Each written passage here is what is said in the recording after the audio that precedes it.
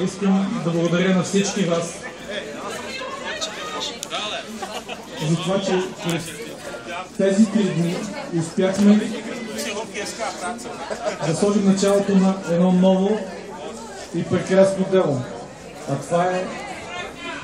това е случая световно първенство за първи път не само в общината, не в областта, а и в цялата страна по фойерверки, наречено Огън, цвят и фантазия.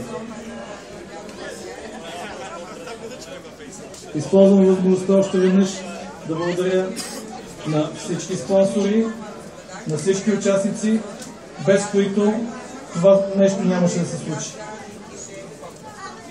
Да си пожелаем живот и здраве този фестивал, наистина така както е първи, да ни носи не само радост, а и удовлетворение от общите усилия, които полагаме, за да можем да превърнем нашия град, нашата община в една истинска, европейска и модерна община. Бъдете живи и здрави!